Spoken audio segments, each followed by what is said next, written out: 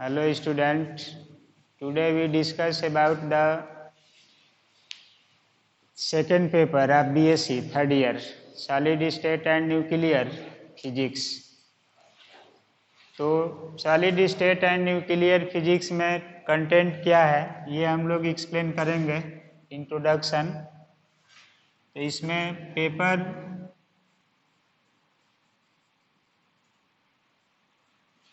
Second ये solid state and nuclear physics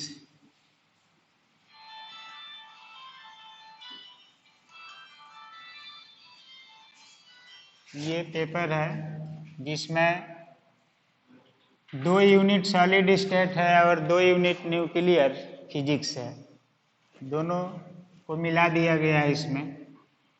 तो इसमें हम लोग पहले सॉलिड स्टेट फिजिक्स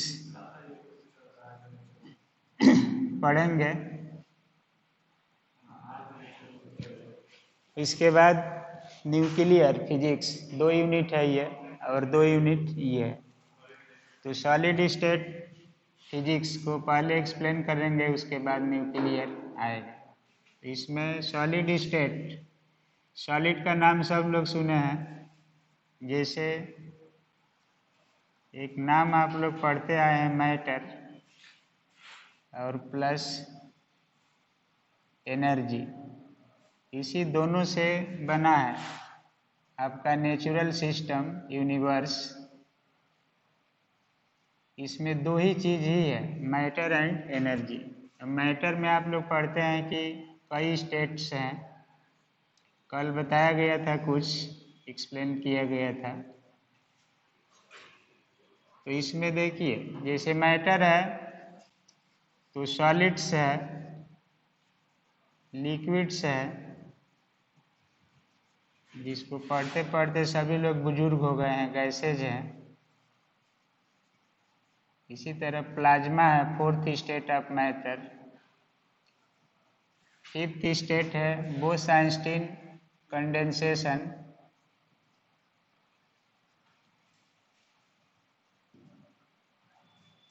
इसी तरह से तमाम स्टेट्स हैं ETC।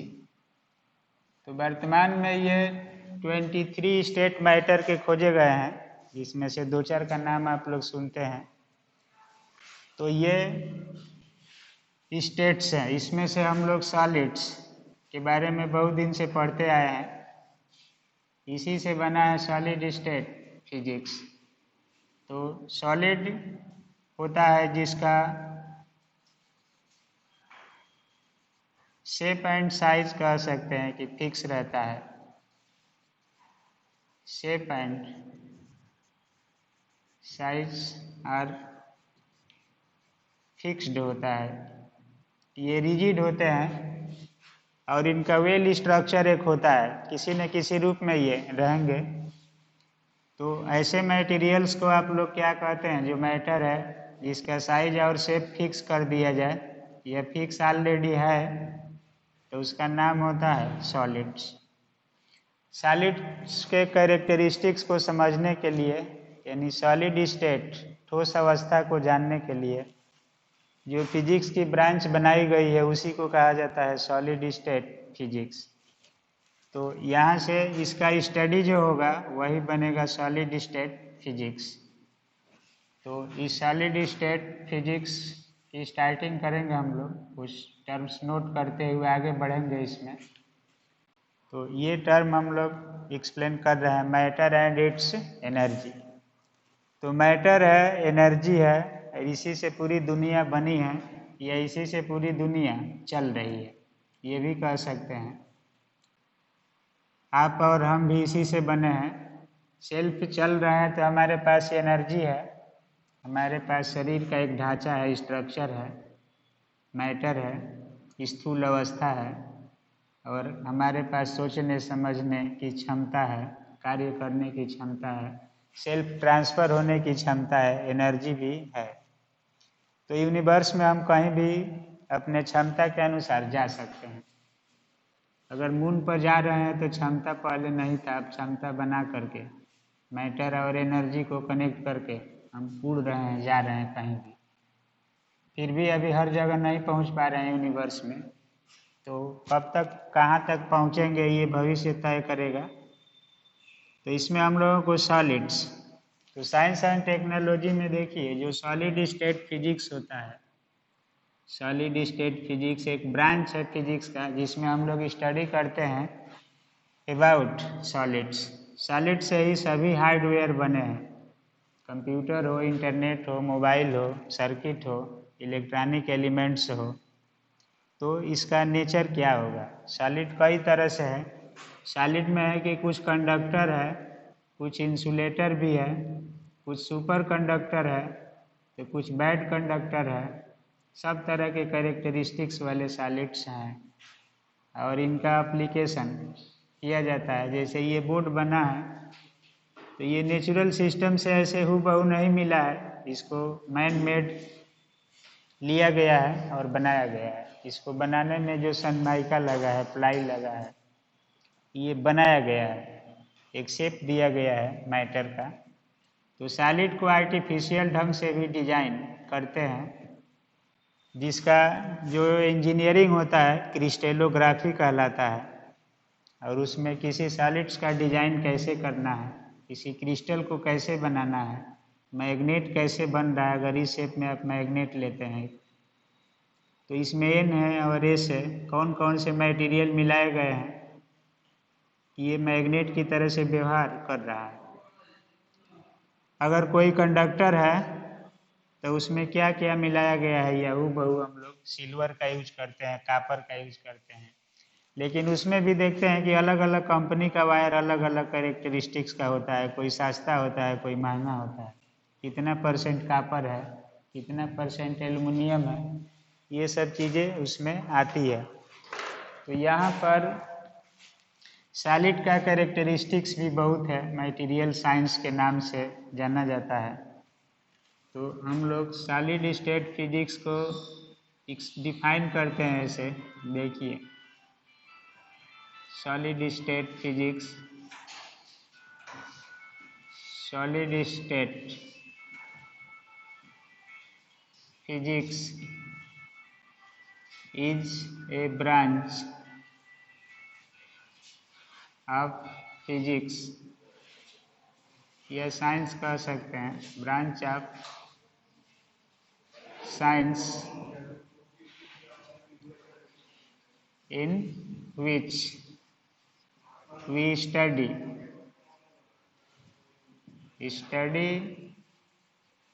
about the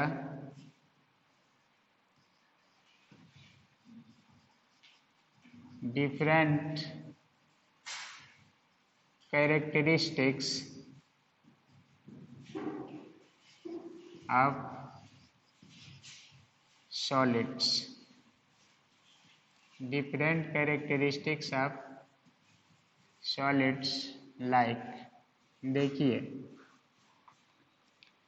सॉलिड को समझने के लिए कि सॉलिड में क्या है, क्या डिफरेंसेज है, हर मटेरियल में कुछ न कुछ डिफरेंसेज है, उसका कैरेक्टरिस्टिक्स है अपना।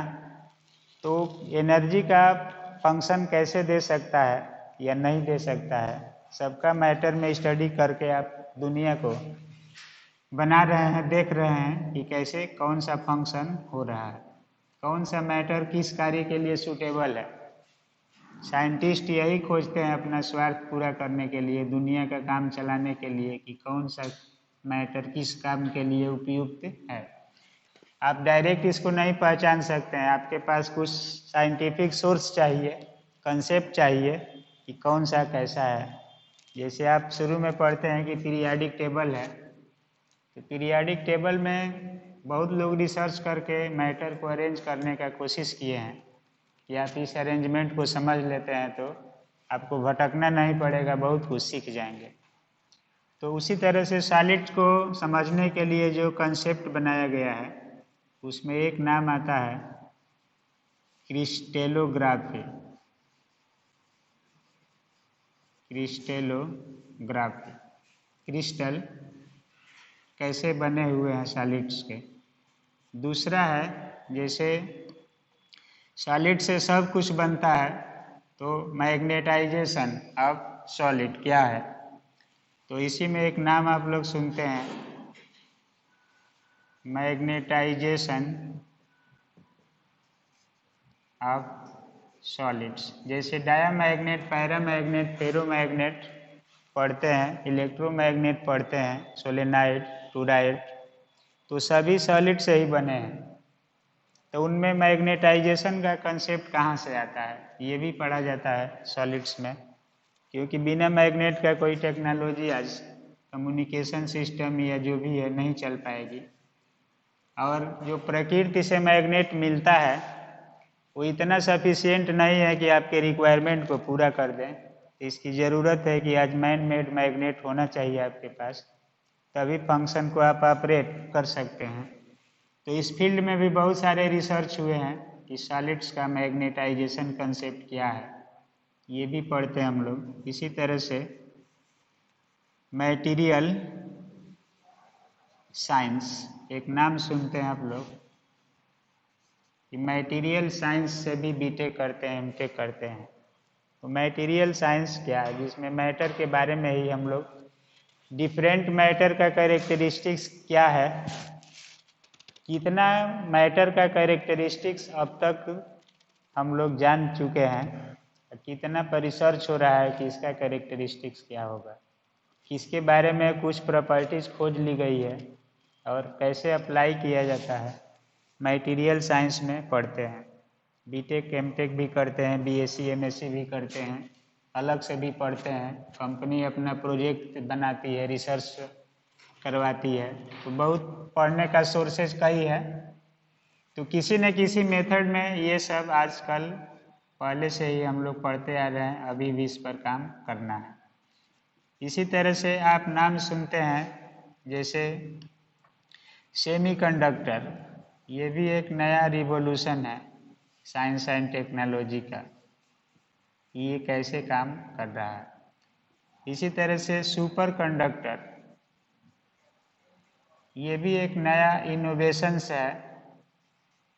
सुपर कंडक्टर पर बहुत सारे काम चल रहे हैं रिसर्च के, कि हाई टेम्परेचर पर, लो टेम्परेचर पर कोई मटेरियल कैसे सुपर कंडक्टर बनाया जाए, इसका लॉजिक क्या होगा। तो ये भी सॉलिड स्टेट में पढ़ते हैं हम लोग।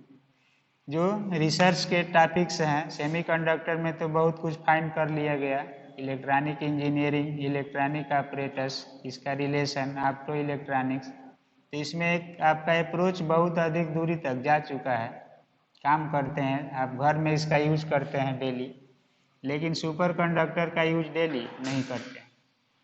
जैसे नाम सुनते हैं कि जापान इसमें आगे है, अमेरिका आगे है। तो सुपर कंडक्टर का सॉलिड्स में नेचर क्या होगा, कौन कौन से सुपर कंडक्टर होंगे, ये सब भी पढ़ते हैं इसमें। तो सॉलिड स्टेट में आप पढ़ते किसके बारे में हैं, तो ये सॉलिड्स बहुत दिन से पढ़ते आ रहे हैं, ये सब भी नाम सुनते आए हैं कहीं ना कहीं। तो ये सुपर कंडक्टर है। इसी तरह से एक साइंस है जिसको कहते हैं मेटालर्जिकल साइंस। तो मेटल का कैरेक्टरिस्टिक्स, एनर्जी, तो इसी तरह से एक नाम आता है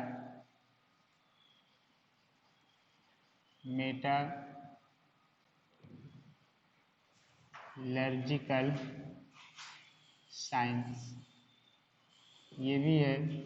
एंड सो ऑन कर सकते हैं, जैसे जैसे आप इसको पढ़ेंगे किसी बुक को, सेल्फ स्टडी भी आप कर सकते हैं। अब इतना दिन पढ़ने के बाद अब आप किसी बुक को पढ़ते हैं, उसका सेल्फ स्टडी भी कर सकते हैं, तो आपको बहुत सारे अप्रोच मिलने लगेंगे कि कहाँ तक रिसर्च पहुँचा है, आपका क्षमता कहाँ तक है किसी चीज़ को समझने की। नहीं पढ़ते हैं तो कोई समझने की ज़रूरत ही नहीं, उस तरह भी जीवन कट रहा है। तो देखिए क्रिस्टेलोग्राफी है, इसका मतलब है कि जो सॉलिड्स हैं अगर वो क्रिस्टल के रूप में है, क्रिस्टल का मतलब होता है कि जिसके निर्माण में आइडेंटिकल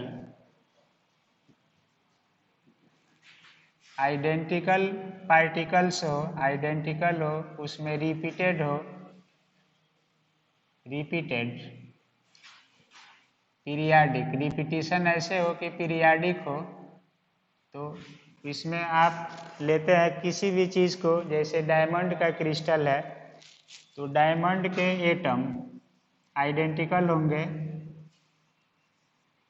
रिपीटेड होंगे, और पीरियाडिक का मतलब है कि एक अगर मान लीजिए कार्बन एटम है, दूसरा कार्बन एटम है जैसे डायमंड में, तो एक रिपीटेशन में वो बने रहेंगे।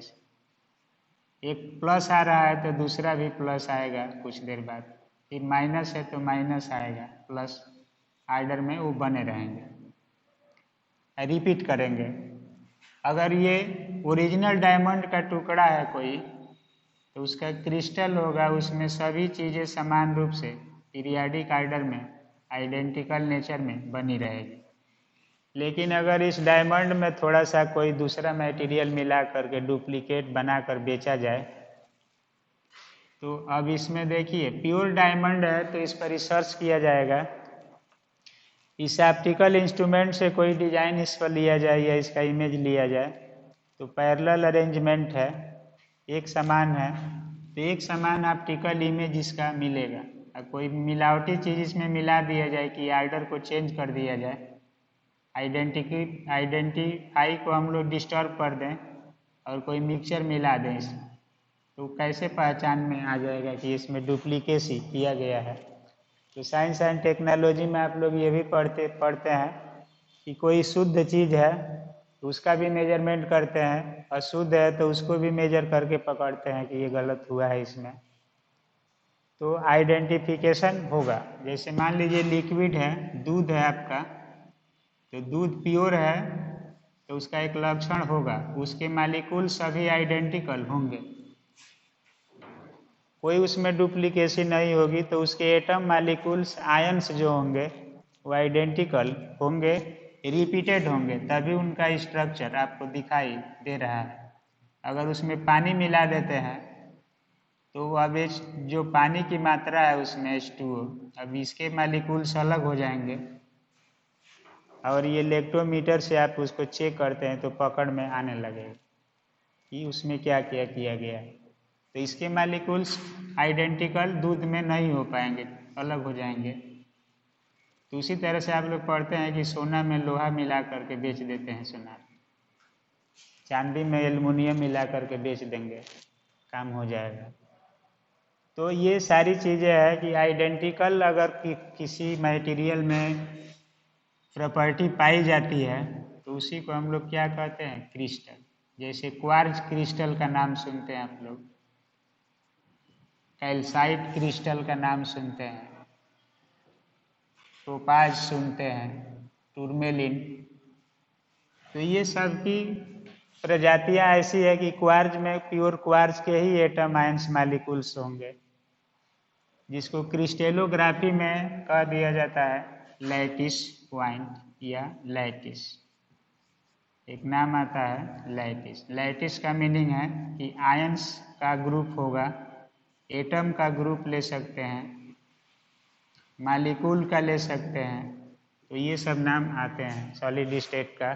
तो सॉलिड स्टेट का साइंस क्या है, साइंस में आपको किस तरह के लैंग्वेज को समझना है, किस तरह के साइंटिफिक प्रिंसिपल को समझना है, ये सब टर्म सीखे जाते हैं इसमें। साइंस की एक ब्रांच है जो सभी टेक्नोलॉजी की लगभग बैकबोन है, रीढ़ की हड्डी है। इसको समझने के लिए जैसे क्रिस्टेलोग्राफी, मान लीजिए आपको सामने एग्जाम्पल रखा गया है कि ये सनमाइका इस बोर्ड पर चढ़ाई गई है, ये ऐसे प्रकृति से नहीं मिली है, इसको आप आर्टिफिशियल ढंग से बनाए हैं, और ऐसे बनाए हैं कि इसमें आइडेंटिफिकेशन है, इसकी चमक हर जगह एक समान होगी, इसमें जो मटेरियल लगा है हर जगह एक समान रूप से मिलेगा। तो क्रिस्टल इसका कैसा, क्रिस्टल बनाने में कौन कौन से टर्म इसमें मिलाए गए हैं, ये क्रिस्टल बहुत अधिक दिनों तक अपनी पीरियडिसिटी को, आइडेंटिकल नेचर को फॉलो करता रहे, खराब ना हो। तो ये आर्टिफिशियल सॉलिड का निर्माण करने के लिए क्रिस्टेलोग्राफी का अध्ययन किया जाता है। जो क्रिस्टेलोग्राफर हैं या क्रिस्टल के इंजीनियर हैं, वो डिजाइन करते हैं ग्लास का क्रिस्टल, किसी भी चीज़ का क्रिस्टल बना करके, मॉडल तैयार करके और बेचने लगते हैं। उससे कंपनी बना करके सेल करती है, या वो रिक्वायरमेंट है लाइफ में उसका। तो ये एक ब्रांच होती है साइंस सॉलिड की। उसी तरह से सॉलिड से मैग्नेट क्या बना है, इसके लिए क्या वैज्ञानिक सपोर्ट है, किस तरह के सॉलिड का मैग्नेटाइजेशन के निर्माण में यूज करेंगे, तो ये आप घर पर नहीं कर सकते, कंपनी में बनाती है, रिसर्च करते हैं लैब में, तो वहाँ पर आप सीखते हैं और उस कार्य को वही करेगा जो सीख लिया है। मटेरियल साइंस है जी, मटेरियल का स्टडी करते हैं कुछ लोग कि प्योर मैटर कौन कौन से हैं, उनका नेचर क्या है, उसके स्पेशलिस्ट वही होंगे जो ये पढ़ेंगे, वही उसकी छानबीन कर सकते हैं, पहचान कर सकते हैं। कहीं खोजना है तो खोजने वाले ऑपरेटर्स क्या हैं, जैसे मान लीजिए कि महासागरों के नीचे कोई एलिमेंट पड़ा हुआ है बहुत 100 वर्षों से, कोई देख नहीं पा रहा है, तो महासागरों के अंदर से गैस निकलती है, तरह तरह के खनिज मिलते हैं। शास्त्र भी कहता है कि सभी रत्न उसी में छिपे हैं, समुद्र मंथन हुआ था तो ये हुआ था। तो सारी चीज़ें हैं कहीं ना कहीं नेचुरल सिस्टम में, उसका सर्च करना है कि कहाँ पर हमारा ऑयल्स है, डीजल पेट्रोलियम है, कहाँ पर गैसेज हैं, कहाँ पर सोना चांदी है, कहाँ पर कुछ है, तो उसका आप खोज भी करते हैं। तो खोज भी करने के लिए आपको ऑपरेटर चाहिए, नेचर पता होना चाहिए कौन सा चीज़ है। तो आजकल इसको सैटेलाइट से देखा जा रहा है, सैटेलाइट से इमेज लिया जा रहा है पृथ्वी के अंदर, पानी के अंदर कहाँ पर कौन चीज़ है, कैसे है।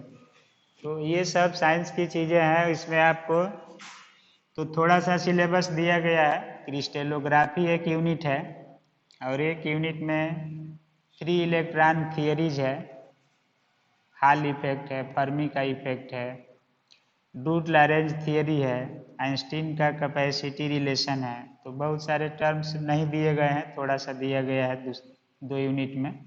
एक यूनिट क्रिस्टेलोग्राफी है और एक मिक्सचर टॉपिक वाइज दिया गया है कुछ टर्म। सुपर कंडक्टर नहीं है, मैग्नेटाइजेशन नहीं है, मटेरियल साइंस नहीं है, मेटालर्जिकल साइंस नहीं है, इसी तरह से सेरामिक्स नहीं है। सेरामिक्स जो है, जितने इंसुलेटर पदार्थ है वो भी बनाए जाते हैं।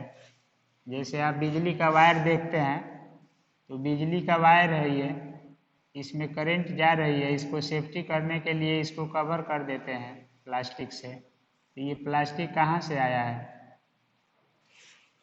और इसका मटेरियल कहाँ से बनता है, कैसे बनता है, किस चीज़ से बना है कि ये इलेक्ट्रिसिटी के झटका को या इफेक्ट को रोक देता है, कितना टिकाऊ रहेगा। आप देखते हैं कि बिजली के वायर कई वर्षों तक जाड़ा गर्मी बरसात में उसी तरह पड़े रहते हैं, उन पर कोई इफेक्ट नहीं पड़ता है। तो कौन सा मटेरियल वातावरण के साथ रिएक्शन करके जल्दी खराब होगा, कौन नहीं होगा। तो ये सब चीज़ें बनाई जा रही है और मानव की रोज दिन यूज है इसका, कहीं ना कहीं कहीं बन रहा है। तो ये सब चीज़ें हैं। इसी तरह से आप एक्सरे, सोनोग्राफी, ईसीजी सब मशीनें बना करके काम कर रहे हैं सॉलिड से, तो वो मेटालर्जिकल साइंस कहा जाता है उसमें, कि आप किसी भी ऑपरेटर्स को बना करके और किसी चीज़ का फंक्शन या रिकॉर्ड कर ले रहे हैं। तो ये सब है। जैसे कैमरा बनाना है आपको, तो ग्लास कैसा होगा, उसकी बॉडी कैसी होगी, रिफ्लेक्शन कैसे कराएंगे, कौन कौन से टर्म बनेंगे। फोटोस्टेट मशीन बनाना है तो आप कैसे एलिमेंट्स जुटाएंगे। तो सारा चीज़ कहीं ना कहीं सॉलिड को प्रभावित करता है। इसी का स्टडी करते हैं। अब इसको आप पढ़ेंगे तो बहुत कुछ इसमें से मिलने लगेगा कि कैसे डिजाइन है। तो हम लोग एक टर्म यहाँ से पढ़ेंगे पहले, क्रिस्टेलोग्राफी। तो क्रिस्टेलोग्राफी का मतलब है कि आर्टिफिशियल सॉलिड्स का निर्माण कैसे करेंगे जो नेचुरल सॉलिड्स की तरह से हो जाए, या नेचुरल भी सॉलिड्स है तो उसमें से किसको क्रिस्टल कहा जाएगा, ये सब टर्म आता है। तो देखिए यहाँ से हम लोगों का एक नाम यूज करते हैं, क्रिस्टेलोग्राफी। तो क्रिस्टेलोग्राफी अब सॉलिड स्टेट की एक ब्रांच है जिसमें हम लोग सॉलिड के जो बेसिक एलिमेंट्स हैं उनका अरेंजमेंट कैसे हुआ है सॉलिड के अंदर, उसी के बारे में हम लोग पढ़ते हैं कि किसी भी सॉलिड के निर्माण में, जैसे हम लोगों की शरीर है तो शरीर का बेसिक एलिमेंट है सेल, टिश्यू। तो सेल का अरेंजमेंट कैसे हुआ है, अगर ये सेल हम लोगों के बॉडी में एक पीरियाडिक ऑर्डर में बना हुआ है तो आपको कोई रोग नहीं है, आप स्वस्थ हैं। अगर ये पीरियाडिक ऑर्डर में नहीं है, सेल का नेचर कहीं पर बहुत कमज़ोर है, कहीं स्ट्रांग है, तो जहाँ सेल डिवीजन कम होगा वो आर्गन आपके कमज़ोर होंगे, रोग वहाँ पर कोई ना कोई आ जाएगा। तो रोग आ गया इसका मतलब आपके बॉडी में कोई डुप्लीकेसी इंटर कर गई, और उस डुप्लीकेसी का कारण है कि आपका अरेंजमेंट सही नहीं है, वो आर्गन प्रभावित हो गया है। वो क्रिस्टल, जैसे आपकी हड्डियां हैं तो कैल्शियम है, वो क्रिस्टल है एक तरह की। मांस है तो वो भी आपके क्या है, क्रिस्टल्स हैं। प्लाज्मा है, झिल्ली है, सेल है, सब टिश्यू है, तो सभी क्रिस्टल है, लेकिन वो लिविंग सेंस में है। फिजिक्स लिविंग सेंस का स्टडी नहीं करता है, फिजिक्स नॉन लिविंग थिंग्स का स्टडी करता है। तो नॉन लिविंग थिंग्स में जैसे आपका कैल्शियम है तो वो कैसे अरेंज हुआ है आपकी हड्डी में, कोई दोष है तो एक्सरे कराते हैं, चेक करते हैं। तो पीरियाडिक ऑर्डर में जो भी चीज़ बनाई गई है कि वो पीरियाडिक ऑर्डर में नहीं है, उसी का स्टडी करते हैं क्रिस्टेलोग्राफी में। तो क्रिस्टेलोग्राफी का नोमेनक्लेचर क्या होगा, इसमें क्या हम लोग पढ़ेंगे, ये सब कुछ दिया गया है, इसको एक्सप्लेन किया जाएगा। अब देखिए क्रिस्टेलोग्राफी का मीनिंग है कि ये एक सॉलिड स्टेट की ब्रांच है जिसमें हम लोग सॉलिड के नेचर, स्ट्रक्चरल नेचर के बारे में पढ़ते हैं कि सॉलिड का स्ट्रक्चर कैसे बना है, या आप कैसे किसी चीज़ को बनाते हैं, तो ये सब टर्म आता है। तो ये हो जाएगा, it is a branch of solid state physics, solid state physics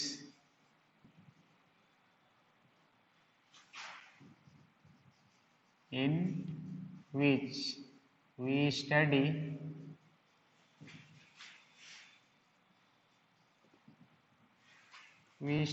about the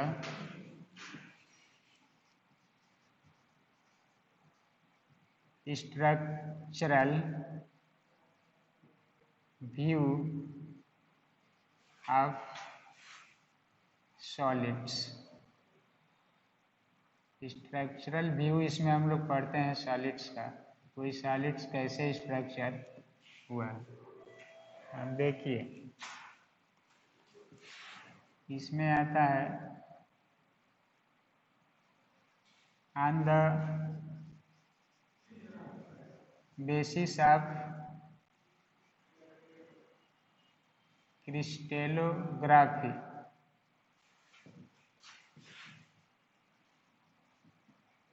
there are two types of solids। जैसे सॉलिड्स है तो क्रिस्टेलोग्राफी में सॉलिड का नेचर पढ़ते हैं क्रिस्टेलाइन, क्रिस्टेलाइन, और एक है नॉन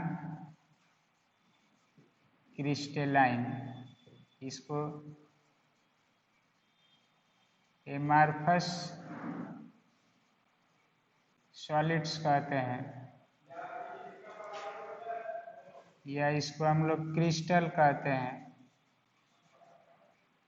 और ये नॉन क्रिस्टल होगा, एमार्फस सॉलिड होगा, या इसको ग्लेजी सॉलिड्स भी कहते हैं। तो ये सॉलिड्स को क्रिस्टलाइन का मतलब है क्रिस्टल होगा, इसमें हर चीज़ पीरियाडिक होगी, आइडेंटिकल होगी, पीरियाडिसिटी का फॉलो करेगा ये, इसमें पीरियाडिसिटी पाई जाएगी। और ये जो होगा नॉन पीरियाडिक होगा, इसके एटम के बीच में अरेंजमेंट जो होगा वो पीरियड में यानी एक सीक्वेंस में नहीं होगा, आइडेंटिकल नहीं होगा, कहीं पर कोई ड्रॉबैक्स आएगा। जैसे ऐसे कोई चीज़ बन रही है और ये ऐसे बन गई है, तो इसका मतलब है कि यहाँ पर एक एटम गायब है, मिसिंग आर्डर है, कोई वहाँ पर चीज़ है ही नहीं। तो अब इसका पीरियाडिक नेचर चेंज हो जाएगा, आइडेंटिकल नेचर बदल जाएगा, तो डिफेक्ट कोई ना कोई यहाँ पर मिल जाएगा। तो दो तरह के सॉलिड्स क्रिस्टलाइन और नॉन क्रिस्टलाइन या एमार्फस सॉलिड्स भी कहते हैं इसको। ग्लेजी क्रिस्टल है, इसमें पीरियाडिसिटी का नेचर होगा, इसको भी नोट कर लेंगे। क्रिस्टेलोग्राफी में हम लोग सीधे पढ़ते हैं structural view of solids, structure का नेचर क्या है उसका।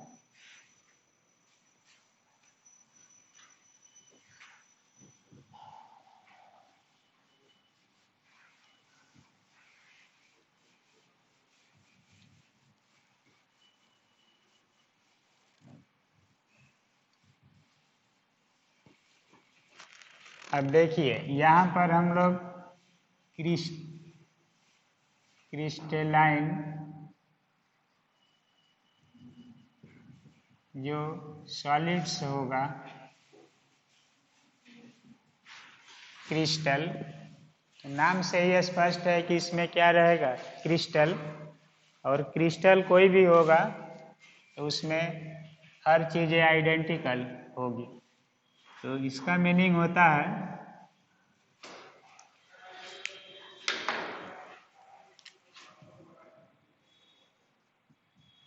it is that class of solids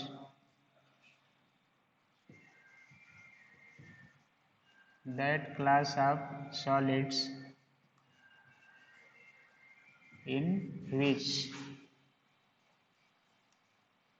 atoms or ions or molecules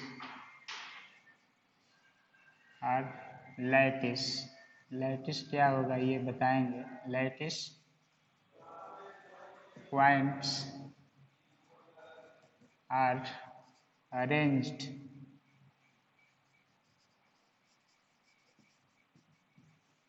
in a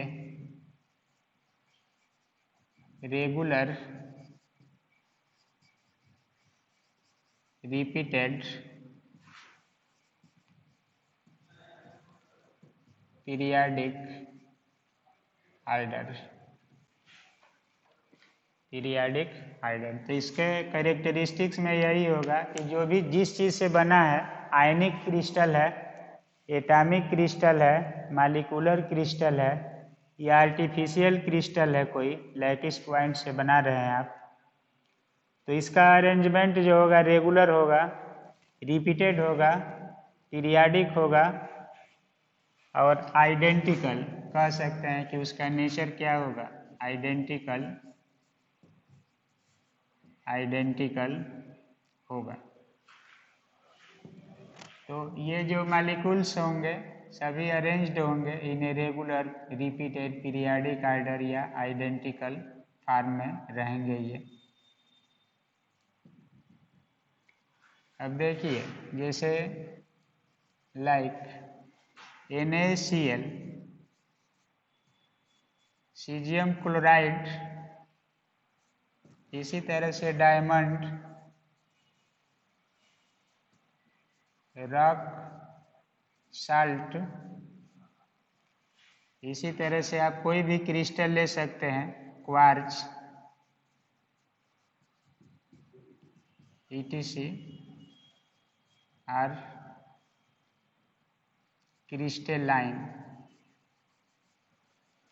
ये सब क्रिस्टलाइन सीरीज में आएंगे। इसी तरह से प्लास्टिक है, रबड़ है, माइका है, वॉक्स है, ये सब नॉन क्रिस्टल में आते हैं, जिनका फॉर्मेशन ऐसे हुआ है कि अगर उसको हीट करते हैं या उसको तोड़ते हैं तो उसके मॉलिक्यूलर स्ट्रक्चर में बहुत सारी कमियां आएगी।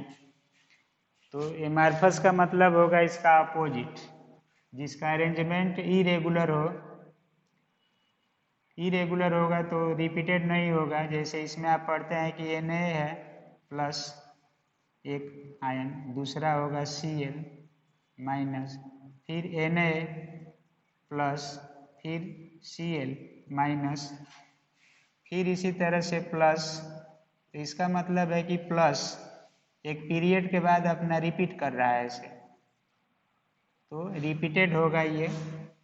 NaCl स्ट्रक्चर आपका बन जाएगा, NaCl, तो इसको बना सकते हैं, स्ट्रक्चर है क्रिस्टलाइन के रूप में है ये। यहाँ पर आइडेंटिकल का ये मतलब नहीं है कि एक ही हो, जैसे अपोजिट रहेंगे चार्ज तभी ये बाउंडेड होगा।